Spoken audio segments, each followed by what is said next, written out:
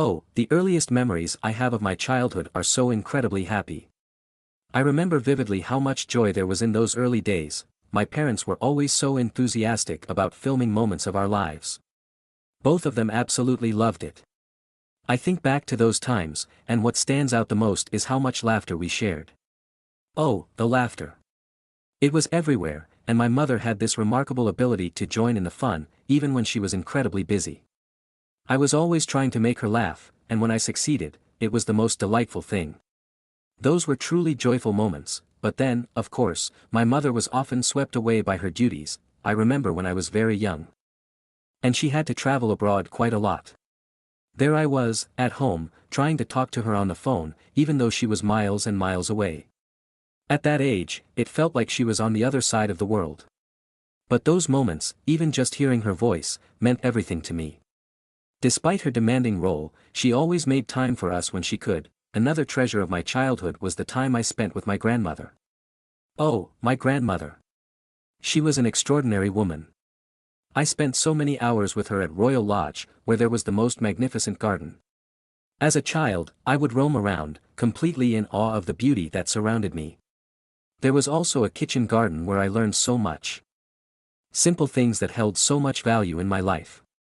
Gardening, for instance, became a source of peace and creativity for me, all thanks to those moments with her. It's one of those things you carry with you for a lifetime, the lessons learned in those early, carefree days. When my mother succeeded my grandfather as queen, that moment changed everything. My dear grandfather passed away so young, and my mother, suddenly, was thrust into this enormous responsibility. It happened when I was just 4 years old, and though I was so young, I could sense the weight of what was happening. I still remember the coronation. How could I ever forget that day? It's etched in my memory forever. I recall being there as a child, watching my mother wearing that dazzling crown. Oh, the crown. It's incredibly heavy, you know. My mother had to practice for so long just to be able to wear it comfortably during the ceremony. The crown wasn't just a symbol, it was a reminder of the great responsibility she had taken on. I remember how she carried herself with such grace and dignity, even though I now understand how challenging it must have been, and of course, my grandmother had her unique way of teaching me about the royal life. I remember her words so clearly. She had this charming, affectionate way of speaking to me. She'd say things like, "Now, darling, remember this." And those little moments of wisdom from her stayed with me. Her presence was such a comfort during those early years, and I am forever grateful for her guidance. But the realization that my life was not like that of any other child, that was something that dawned on me gradually, and in a rather startling way. You don't fully understand it at first, but over time, you begin to realize that people are looking at you differently. They're interested in you because of who you are, not just as an individual, but as part of something much larger. The realization is, at times, a bit overwhelming.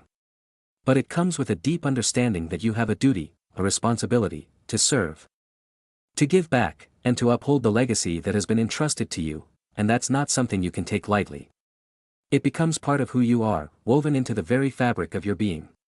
Every choice, every action is weighed with the knowledge that it has an impact far beyond your immediate circle. Looking back, I see how those early memories shaped the person I've become. The laughter, the lessons, the responsibilities, they all played a role in forming my identity.